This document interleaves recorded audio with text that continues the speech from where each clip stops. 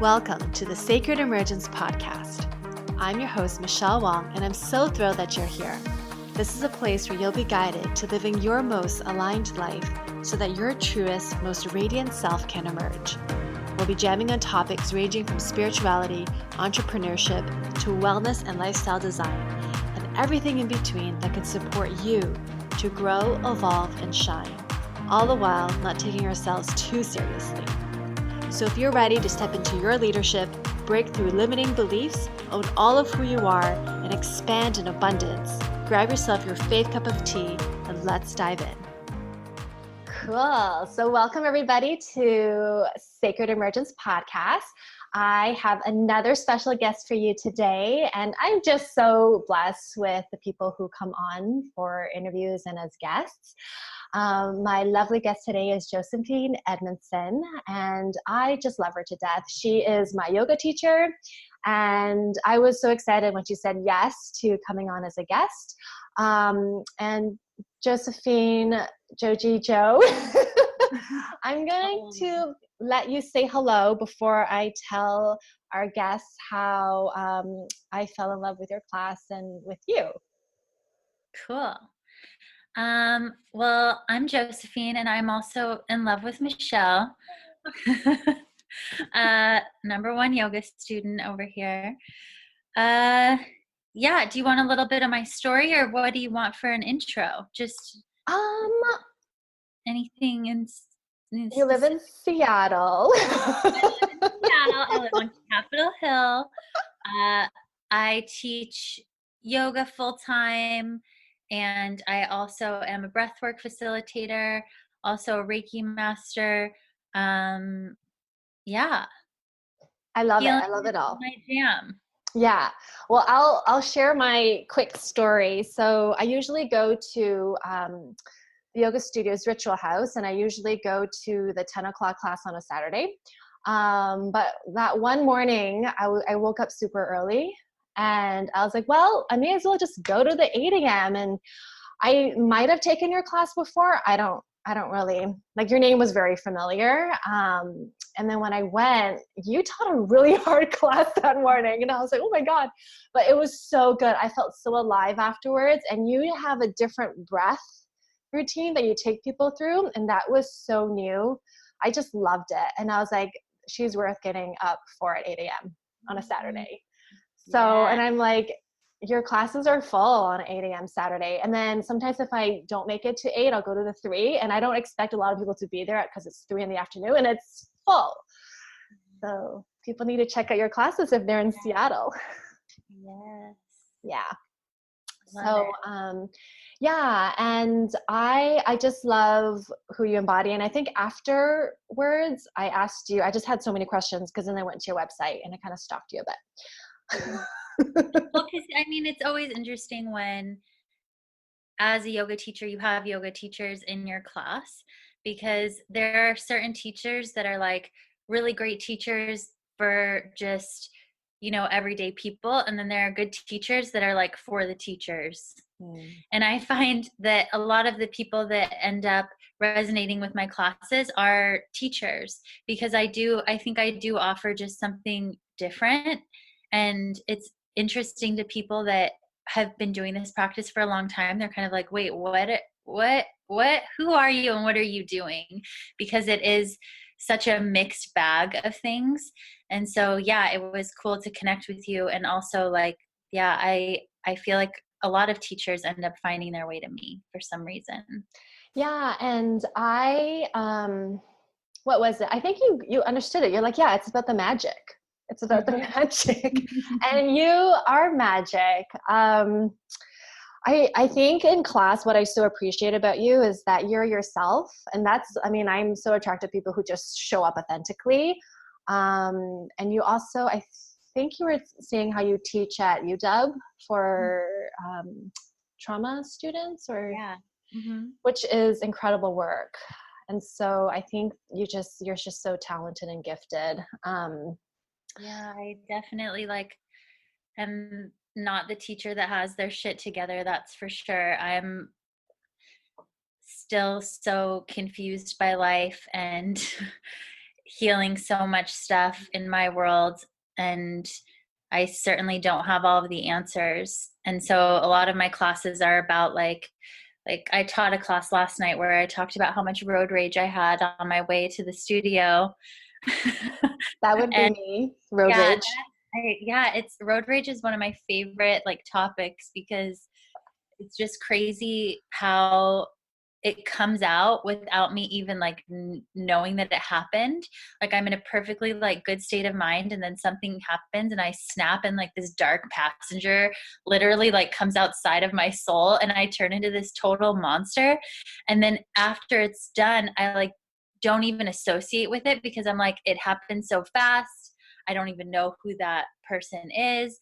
And yeah, that happened last night right before I taught, and I got to class and I'm just like, now I'm here being all like peace, love, yoga teacher Joe. And like 10 minutes ago, I was like screaming and like pounding my wheel, and like, I'm not perfect. I have not mastered my temper. I haven't mastered my anger. Like I am working through it just like everybody else Yeah, in real time, right? Like, in real time. yeah. Yeah. And I feel really actually relieved to hear that you also have road rage because, oh man, especially driving around town, it's like, that's when I'm not spiritual. Yeah, Seattle is just like made to really create road rage culture. Yeah. So yeah, y'all have a lot of good practice playing with it here. Yes. Are you from Seattle? No, I am originally from Arizona, and I've Oh, been in Seattle for 4 years now. oh wow. Okay. Yeah. So yeah, I don't know like a whole like, and I read your read your about page on your website. So I know like That you doesn't give studied. very much information about where I I was like, came from. yeah, I was like, oh, she studied a little bit in India and she's done breathwork training. We've had some bad Tinder experiences. Um, Yeah, I grew up in Arizona in a really small town that was predominantly Mormon community. And I am the youngest of four girls. And like, we didn't have a spiritual, religious upbringing really at all. We just kind of were always encouraged to do what we want, think what we want, investigate what we want. So I just loved watching TV. I loved laughing. I loved playing outside. I loved being with my friends. But I didn't grow up with a lot of like really firm structure or a lot of rules. It was just kind of, I was the youngest of four. So by the time my parents got to me, they were like, good luck, You got have it. fun. Here's some fruit roll ups. Fruit And roll-ups. yeah, and I was able to like watch whatever I wanted on TV. And just, I mean, TV to me is like an interesting thing because like it taught me so much as a kid about the world, especially growing up in such a small town. Like it was this like exposure to like different cultures and like pain. Like I remember just watching like Dateline, and like my favorite shows were like Dateline and Larry King Live. Oh my And God. Oprah was like, I watched Oprah as like a really small child, and I remember just being like so sensitive to like Mm, all of these stories that were unfolding. And just felt, even at a young age, just like such a sponge for trauma, and without knowing that's what it was, but just feeling so tender towards anything bad that was happening in the world, even if it was like fictional characters on Young and the Restless. I was just like sobbing and so connected to these people. And yeah, I was just a highly emotional, highly sensitive kid, but also just really curious, and uh, loved to do impersonations and watch Saturday Night Live, and just loved to laugh. mm, Um, and so, yeah, I was like a total clown and a total like crybaby all at the same time. And I didn't really, you know, yoga found me later. Like I started practicing when I was in college, and I remember that it helped me kind of when I was feeling stressed or feeling anxious, but I was never going all the time. I wasn't super regimented about it. It was just, it faded in and out of my life. And then when I studied art and art education when I was in college, and when I was done, I worked at the Museum of Contemporary Art in Massachusetts. And I worked with a yoga teacher. We developed this after school program for girls that were considered at risk, whatever the hell that even means. I'm like, why is that even a term? But that, we'll save that for another podcast. So we were with, it was a group of teenage girls, and we did this yoga and art curriculum with them where they would come to the museum once a week and do art for an hour and do yoga for an hour. And I just watched these girls like totally transform and like find confidence and self-love through art and through feeling safer in their bodies. And I like looked at my boss and I was like, I want to be one of these teenage girls. They're so inspiring. And she was like, then you should quit and you should go study yoga. And so my bosses at the museum actually drove me. They were like, get in the car. They drove me to Kripalu Yoga Institute, which is the yoga institute that I lived at for a year and then did my teacher training and lots of studying there. So they put me in the car, they drove me there, and that was it. Wow, that is incredible. And so, yeah, the two of them, Laura and Shannon, they were really the people that, like, without their encouragement, I don't think that I would have ever given that career up or like had the guts to even go to Kripalu. Kripalu is this, I mean, it's like the Hogwarts of yoga. I mean, it's a massive old Jesuit monastery on this hill in Western Massachusetts, and you like drive up this super windy road to get there, and it's the only thing there, and then there's this big lake in front of it. But it has this really ominous energy of just like, oh shit, like you can't fake that kind of energy. And I remember going there and just being really overwhelmed with like, whoa, something really big is going to happen here, and I wasn't sure what. And at that time, like, I didn't want to be a yoga teacher. That wasn't on my radar at all. I just wanted to learn more about feeling good about myself. Yeah. And that's where it all started. Wow. That's like, there's so much to unpack there. So when you were in training, you said you lived there for a year. So it was like a in-house training? So I was at Kripalu during a really beautiful time. They had this volunteer program where you could volunteer for 4-month chunks, and like you work at the yoga center and they put you in a specific department, and that was your seva work. And then in exchange, you get to go to free yoga every day. Wow. You got a certain amount of teachers that were coming through doing programs. You got to do a certain amount of those for free. And then you got like highly discounted like programs and teacher trainings. And so I was like one of the very last groups that was there as I mean, they had this volunteer program for like 30 years or something. And they ended up getting rid of it a few years after I left. Oh, wow. But for a full year, my first seva was in the production department. So I would help set up all the rooms for all the presenters that would come through. And I mean, I'm talking like every major yoga teacher in the world, they go through Kripalu. So it's not like this small town, like yoga thing. It's like, you know, Dharma Mitra and Shiva Ray and, you know, Gurmukh Kar Khalsa. It's like, and they're all there like at the same time, just like teaching their programs. And I didn't know much about yoga at the time. And so when I showed up and all of these like celebrity yoga teachers were there, I didn't even know who they were. Like the people that I was volunteering with had been doing yoga forever. This had been like a big goal of theirs for a long time. For me, I was like, I just did some yoga with some teenagers and thought it was cool. But I didn't know who these people were.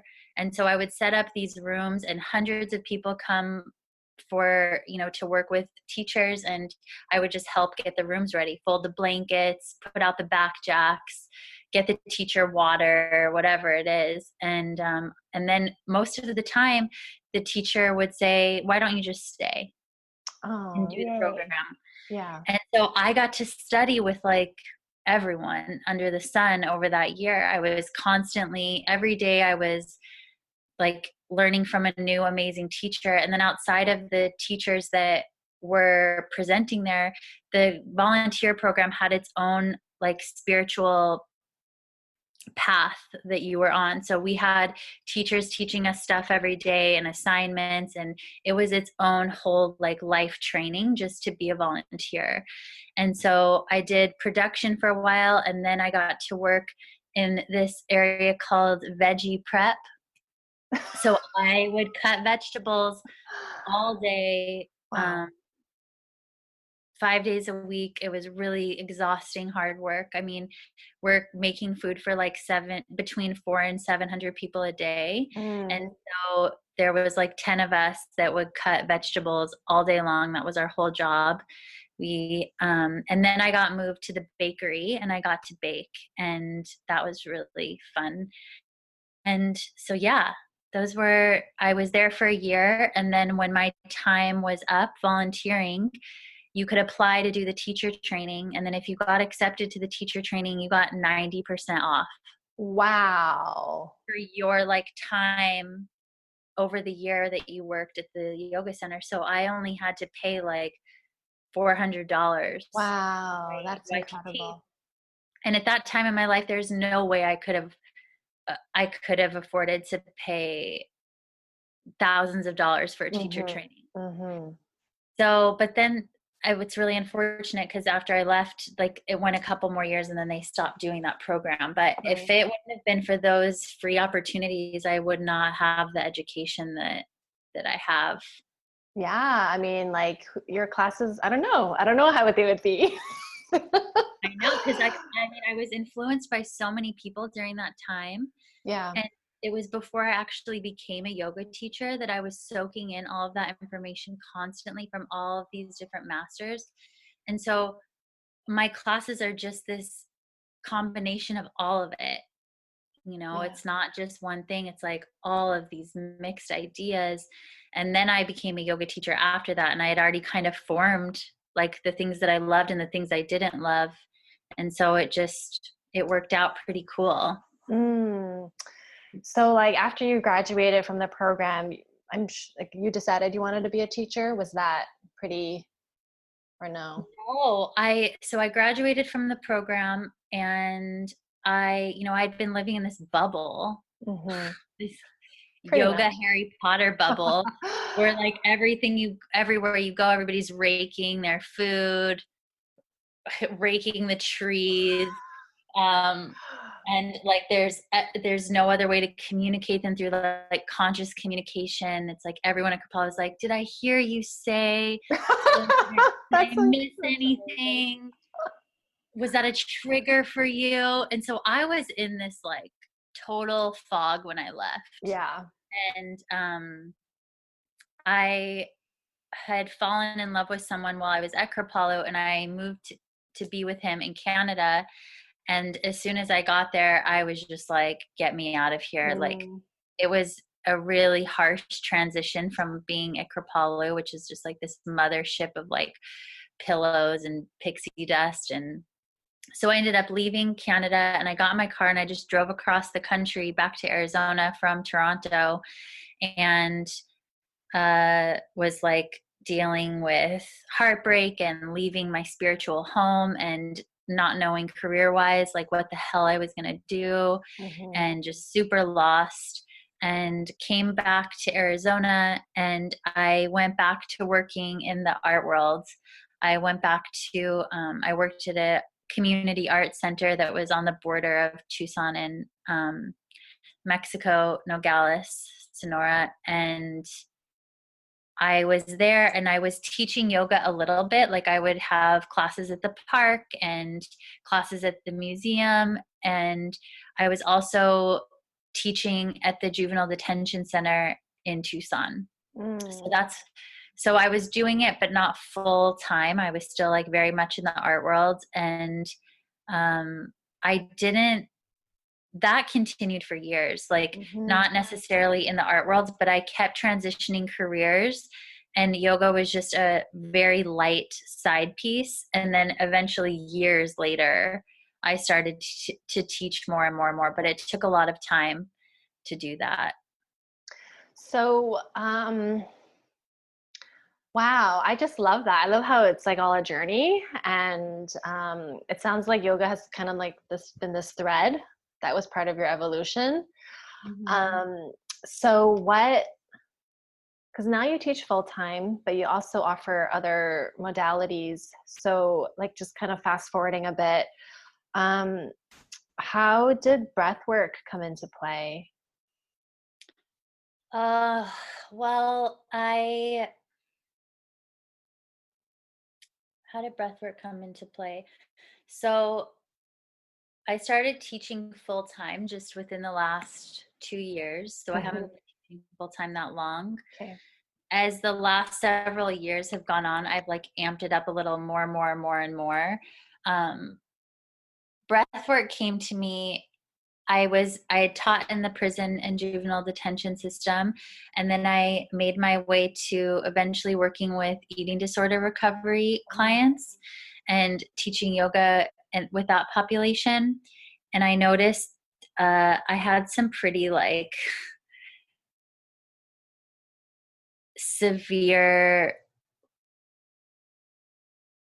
pain from witnessing all of that. Hmm. Hmm. The impact of like a lifetime of just being a really sensitive person and being a sponge to like everything going on around me, and also being the type of person that doesn't like being uncomfortable, and I just want to fix whatever's happening around me and I don't want anyone to be upset. It was like my whole life of that really like stacked up, and I was in a ton of physical pain. Mm. And I've had like chronic pain issues since I was in college, but it really came to a tipping point about like 3 years ago. And I was at that time, I was helping to teach a teacher training, a 200-hour training in Mexico. And one of the people that was also teaching that teacher training, her name's Pepper Monroe. And she was the one that told me about breath work, and she was the one who told me about David Elliott, who was her teacher, who then became my teacher. And she just knew that like it was a tool that I really needed to Mhm. get through some really heavy grief and some really thick layers of other people's stuff that I had just let accumulate inside of me over a lifetime. Mm. And without knowing too much about breath work, I started studying with David like online. He has like meditations that you can just purchase off of his website. And so I started like buying, because he's based out of New Mexico and Los Angeles. So I started buying his meditations and just doing them at home. And there's another breathwork teacher, Erin Telford, who also does this similar stuff on her website. So I started working with both of them just virtually, like in where I would just buy their stuff and listen to it. It wasn't a one-on-one kind of situation or anything like that. And I just noticed like really big things started to change. And with the way, not my pain wasn't changing, like my physical pain, but like the way that I was coping with it Mm. started to shift and change. And I just started to sleep better and feel better. And I had this place where I could come home, I could lay down, I could turn on one of the meditations, and I could really like let some shit go and really feel my feelings and cry and laugh and yell. And I had never really done anything that gave me permission to like have basically like a temper tantrum like, Mm. and and so yeah, I got into it. Wow. And I Yeah. I ended up doing my breathwork teacher training with David Elliott 2 years ago, like basically 2 years ago month, this week even. Oh, wow. And I had a really insane healing experience when I was there.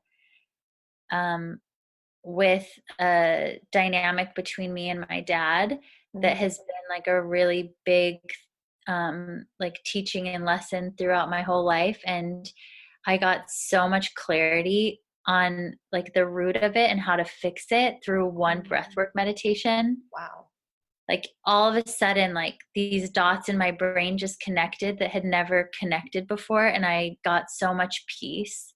And after that meditation, I was like, I have to do everything I can to share this with as many people as I can, in hopes that maybe they will have one experience that is similar to the one that I just had. Mm. Wow, that is so powerful. And like, because I've attended your breathwork Yeah. workshop, and Tell I me just, about it. yeah, well, the piece about what you just said about having that temper tantrum, Mhm. it's like it's so healing. Like it is so healing, and it's right. Like we don't give ourselves permission to go through that, Mhm. um, and have that space be held, and like allowing for that to be. And so being in that room with, like, I think there were like at least 30 other people in there, but Mhm. all doing it together, it was so powerful. Yeah. Yeah. I mean, we're just so uncomfortable watching each other be upset or watching each other cry or watching each other hurt. And Erin Telford, who's one of my teachers, she's like, it's the most human thing you can do, Yeah. is to be in pain and to witness each other in pain and to witness each other in those hard moments. But we're like so far away from being comfortable with it. And breathwork is this amazing invitation to just like be okay with pain and be okay with love and be okay with all of it being like in the same place at the same time and not turning it down, not turning it off. And it's pretty cool. Hmm.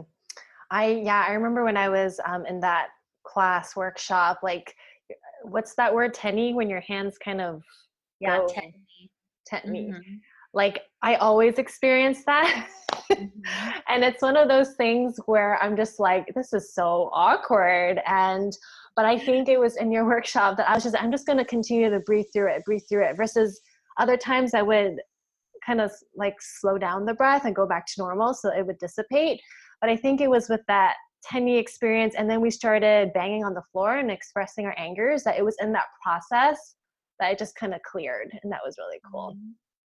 Yeah. Yeah, I mean, it's the body does crazy things, and there is like the scientific explanation for these occurrences, and then there's the energetic explanation for these occurrences. And we are so stuck in our brain all the time, and we want to know all the scientific evidence, and we want to know like all of the ways that this has been proven to work, and we want to see all of the data. And breath work throws all of that in the garbage because there's not much to say about it. It's like painfully simple to do, and like it's not something that you can like prove. It's just a magical, like it's just a powerful magical connection to yourself. Hmm. And so when people have those experiences, they want answers, why are my hands doing this, and like why am I shaking, and why am I this, and why am I that. And at first I would, give them the scientific explanation, like, there's a lot of oxygen in your blood, and, you may be calcium deficient. You may not have enough magnesium or potassium in your blood, and then you're more apt to have tetany. But at the end of the day, like, let go of your damn mind and try to just be with your heart. And Mm. most of the time when I watch people with tetany, when there's a clenching of the jaw or a clenching of the hands, I can see in their face that they are holding back an emotion. They are trying to swallow it so hard. And the minute that they let themselves laugh really hard or cry really hard or just like express like what is really behind it, your hands maybe won't relax right away, but that sharpness will start to dissipate and you will start to relax, because the hands are a direct connection right to your heart. So Mm. whatever is like clenching your heart, in my mind, it's also clenching in your hands, in your jaw. it's trying to move. So yeah, it's pretty crazy. I love all of that. Especially like, because the conversations I've been having is really about getting out of the head and into our body, and what you were saying about our hands being connected to our heart. I mean, that's really deep and true. Like, I love that. True. I mean, Yeah. that is like how, yeah, I mean, that's just a fact. Mm-hmm. Same tissue that made this is the same tissue, you know, that made these. And I love what you said too about in breath work, there's this moment where you're like, okay, everything's fine, I got this, how hard can it be, like I'm just breathing. But then you like reach that point where you get to decide, am I going to face this head on and really go into it and see what is ready to be seen, or do I turn around and Mm-hmm. back?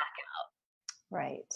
And to have that courage to keep going. I mean, this is stuff that most of us have been repressing and holding down for our entire life. I've had people that have come to breathwork that haven't cried in 40 years. Oh, And wow. finally, when they come to breath work, like they don't turn around when they get to that door, and they keep walking through it. And all of a sudden, this thing opens inside of them. But it's not easy. You know, those things have stayed hidden inside of us. And that has been a big job to like keep those things from coming up. So to finally let them out, I mean, Mm. it takes a lot of courage and it's not easy, but what's the alternative? Mm-hmm. Mm-hmm. Because Like, it's like, yeah, I mean, if you turn around, it's still gonna pop up, whatever that it's issue going is, to show right? up in another way, or you're just going to become more angry, more bitter, more resentful. And like most of us have enough of all three of those things to like, we have enough of that to work through for a long time. So the more we can get rid of it every day, the better. Mm-hmm. And I've had people come to me that they're so afraid of what might come out of them that it might just be too overwhelming, or that I won't be able to handle holding that kind of space. And it's been a journey to learn how to navigate that and to not take it on and to let people go where they need to go. But it's the same thing. Like, what's the alternative? Like, if you don't come here and let it out, like, this is a room, you know, we're locked in this room together. There's like a time limit. You're in a room where everybody's doing the exact same thing. This is the place to do it. Not like when something really, you know, when you're isolated and you're alone and you don't have support, like do it here. Like we can take care of you. And then maybe you'll require additional help, or maybe it will open your mind to like needing to seek seek out a doctor or a therapist or an acupuncturist or something. And that's all okay. I mean, it's all about revealing more and more and more. And we all need support. We all need help. We cannot do all of this on our own, And or I else, think, I mean, we'll just be running in circles. yeah, I think what you said about just what you said about we can't do it all alone. I Hmm. think there's this like, I have to do it all alone, you know, like it's like asking for help. And I think that the breath work, I mean, we're taking in air twice, right? Like with the patterns, like we're receiving twice. So it's asking for help.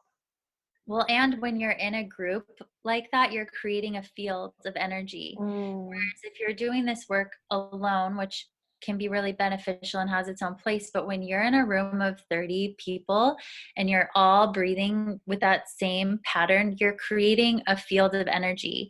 And it's like if you've ever seen these experiments where they've taken like grandfather clocks, like a bunch of them, and put them all in the same room and they're all set for a different time, eventually all of those grandfather clocks will link up and be the exact same time. Mm.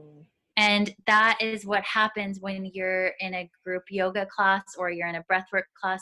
All of your energy is like creating this amazing field to help all of you like be in, you know, on that same path together. And you can get so much more done when you're together. And also like to have this permission when you hear someone next to you cry, or you hear someone next to you, you know, expressing some sort of emotion, and having that permission, like, oh, like I can do that too.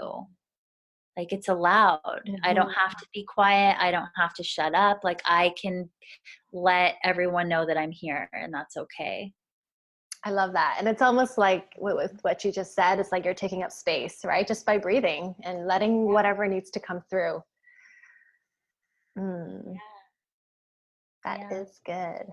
Yeah. I got to work this morning. I did a private group with this group of nurses from UW, and they all work in like ICU, like super, Oh. trauma vibes. And I was so nervous about it because I'm like, how am I going to convince these like nurses who are so like scientific and in their heads to just like let go and to breathe and to cry and to laugh? And and it was really easy. Mm. They had a beautiful, they really let themselves go there, and I explained, the same thing that we've been talking about just like, please, like, get out of your head, get into your heart, trust that not everything is something that you can think through and like science your way out of. Like, just see what your body wants to do and where it wants to go. And it was really fucking cool to see them feel their emotions and to be able to process some of the things that they've seen and some of the things that they felt, and to see them like in a little group doing it together, knowing that they had that shared experience, not just with the breath, but like with their everyday work. And people that are holding space for that kind of trauma on a daily basis, I'm like, you guys need spaces where you can be deeply, deeply cared for and let it out. And that doesn't exist like for most people. Yeah, like I see a lot of nurses just kind of tired and Mhm. just kind of jaded. So it's just so Yeah. awesome that they had that experience and that opportunity. Yeah, I was so impressed with them and their ability to trust me and see what would happen. And I just like, I think of the work I do, working with survivors of trauma, and I feel like it can be a lot sometimes, but then I think about that kind of work, and I just can't even imagine the impact that all of that would have on someone's nervous system on a daily basis. And so, yeah, they need more support and love for sure. So on that same note, do you take care of yourself? I've I've gotten so much better about it. Mm. I mean, for so long, especially living in Seattle, it's just so expensive to even survive here. And as someone who teaches yoga full time, for a while, it was just like I was barely making it work. Mm. Like, I was barely paying my rent and was like going into some debt, and like it was really tough for a while. It took me a full 2 years to even kind of like get a little bit stable. So Mhm. now that I do have like my basic needs met and like things are starting to be much more like fruitful and like work much better for me, I have been able to like get more help. And so I go to acupuncture. I have an acupuncturist that I am totally devoted to, and I love her so much. And I was seeing her once a week, and now I see her like once every 2 or 3 weeks, depending on how I'm doing. But that's been really healing and good for me. And I also started going to therapy for like the first time in my whole life, Mm. That's which has awesome. been really hard for me because I'm like, I don't want to talk about it. Like, can we just breathe? Let's just Um, breathe it out. yeah, I'm like, I just want to lay down and breathe and listen to music and kick the floor. Like, why isn't this? But I think that at different stages of our lives, we require different things. And there are certain things that the breath can get to that nothing else can get to as far as healing is concerned. And there are certain things that like talking and investigating can get to that nothing else can get to. And as resistant as I am to it, I am committed to kind of, seeing what I can uncover, because I still have a lot of self-doubt, and I still have a lot of like that itty bitty shitty committee that we all have inside Yeah. of us. Like, Yeah. mine has always been like extremely loud, and And in order for me to like show up and teach the way that I want to teach and lead the way that I want to lead, like I really do need to keep trying to love myself. Mm. And sometimes it's still really fucking hard. Yeah. So yeah, Mm. therapy, breath work, acupuncture, going to hot house and soaking in the tubs and the sauna, and boxing is amazing and very You do healing. boxing? Yeah, I started boxing within the last couple of years, and I just realized like I needed an outlet for all my anger. Oh, I love it. And yeah, so I don't go as much as I used to, but yeah, kicking the shit out of things can be really helpful. I love it. I mean, I love to get my nails done. I see that in your Insta stories. Yeah, You're I like, love to get my "Yeah." nails done. I love to get my bangs trimmed, like all the little things that I don't spend my money on like really huge things, but little things really do help keep Yeah. me a little bit happier. Yeah, I love that. I mean, I just love the diversity of things that you do just to take care of yourself, and it could be like therapy to getting your bangs trimmed or a haircut. Yeah, I know for me, like part of my self care is definitely going to yoga. Mhm. Um, but yeah, like with whole expenses and stuff, it's just being mindful of what we can and yeah. So Yeah, and like, well, what I like to say too is pay now or pay later. yes, So totally. it's totally worth it to take care of yourself and invest in your well-being so that you can be a better friend, a better partner, a better teacher. I mean, people can tell when I'm taking care of myself and when I'm not. I feel like this happens a lot with my teaching, which maybe I shouldn't say, but sometimes I feel like my students like take care of me, Mm, really caretake me, because they can tell when I'm having a hard time and when I'm struggling. And usually I'm really transparent about it. I'll come to class and I'll be really straight up with people, like, I'm going through a dark time right now. I'm I'm in it. And I'll have my students, they'll like, last week one of my students made me banana bread. Another student brought me this beautiful bouquet of flowers from her garden and raspberries from her garden. And I mean, I'll take it. yeah, I that's love all like that kind of love. Yeah. mm, So I'm not afraid to say I'm hurting. yeah. And I think, I mean, as a student myself, I like to take care of my teachers. Hmm. You all as students, like, you're all so wise and so brilliant and so full of like things for me to learn. I learn just as much from you all and get so much from you. So, yeah. Mhm. Yay. Yeah, I really appreciate you and especially like teachers who are just authentically sharing, like what's going on and still like showing up. Yeah. I think that's part of the magic and the energy of yoga and just being human. And So, that's all I want from you as a student. I just want you to feel like you have a place to go where you can just be yourself, and you can move in a way that serves you, and you can lay down and you can cry if you need to, or you can move a million miles a minute if you need to. But if I don't show up like that, then I can't expect you guys to. So mm. just creating a space where people can be themselves is, all I want. Yay, put a pin on that one. Put a pin on it. Man, I can talk to you forever. Let's have a 24-hour podcast. Yeah. What about keeping these 30 minutes? I don't know. You can always do more. Yes, well, we'll definitely have to have you back. Um, For sure. yeah. Well, how can people find out about you? And because you offer retreats, and so people don't have to be limited to Seattle area. Yeah, I am mostly Seattle based, and you can find all my classes and workshops on my website, which is just my name, JosephineEdmondson.com. Also, Instagram is a good way to connect with me. My handle is Joji, Jojie, Jules.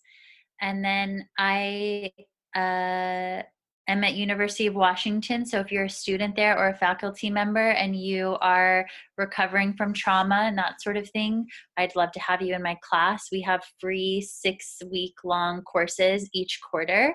And so if you're ever interested in taking one of those or know someone who might be, you can always send them or yourself my way. I teach in August. I'm co-leading a Reiki 1 training with Matt Drews in Paulsbo, which is going to be amazing. It's going to be a 2-night long little Reiki retreat, magic time. And I'll be in New York for most of July. So I'll be teaching a little bit out there. So you can find all of that on my website. And then every now and again, amazing teachers ask me to go on retreats with them. I've never had to organize any of them on my own. Perfect. But every now and again, people will be like, Joe, will you come add your flavor to my retreat? And I always say yes, because why wouldn't I? And so that can always be found on my website. I don't have any of those coming up, but yeah. And I also teach at Ritual House, which is amazing, on Capitol Hill. All the teachers there are stellar and totally different from one another. And then I teach at Sangha and Queen Anne, which is also just a beautiful, magical, so loved space. So come and be with me. Yeah, everyone needs to take a class, breathwork, just be in Joe's energy for sure. Yes, come. Get on that magic carpet. All right. Well, thank you so much for joining, for being part of this interview, this podcast. And for those of you who are listening, definitely check out Josephine's website is josephineedmondson.com, and I'll put links to all of her social media stuff on there as well. And feel free to share this episode with people, subscribe, rate, and review. Would love that. And thank you so much, Joe. It's been a pleasure as always. And you're amazing, and I can't wait for you to come to class, hopefully on Saturday. Yay! See you real. Woohoo! All right. Have a good one. You too. Thank you, Michelle. Mwah. Thank you for listening to the Sacred Emergence podcast. Make sure you subscribe so you don't miss an episode, and thank you in advance for sharing this with others who can benefit. Until next time.